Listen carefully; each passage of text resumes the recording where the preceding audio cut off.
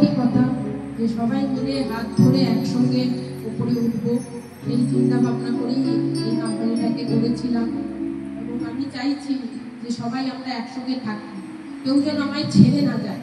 আমার ছেড়ে গেলে আমি কেউ বেটার অপরচুনিটি পেলে নিশ্চয়ই জানো, কিন্তু কেউ যদি আমার কারণে ছেড়ে যায় সেটা আমার কাছে খুব বেদনাদায়ক।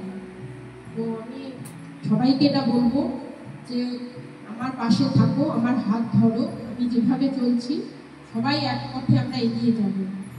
আর সায়ন নতুন এসছো, দেখো দোকানের আর একটু কীভাবে গ্রো করা যায়, তোমারও নিশ্চয়ই কিছু ভাবনা চিন্তা আছে, সেগুলো ইমপ্লিমেন্ট করো।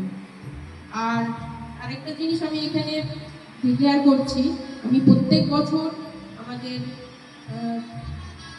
স্যালারি একটা হাইক করি, এবছরও হাইক হবে, কিন্তু পার্সেন্টেজটা এবছর একটু কম।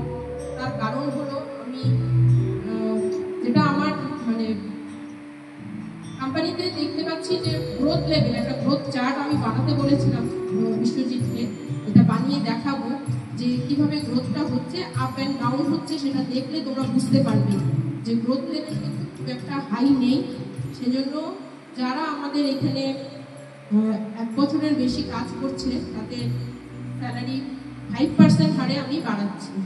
সেটার জন্য যদি কোনোভাবে তোমরা দুঃখ পাও আমাকে জানাবে, কেননা আমার কিছু করণীয় নেই। আমার যদি প্রচুর টাকা পয়সা থাকতো আমি নিজের তরফ থেকে আমি বাড়ি দিতাম। আর কি বলবো, আর কিছু বলার নেই।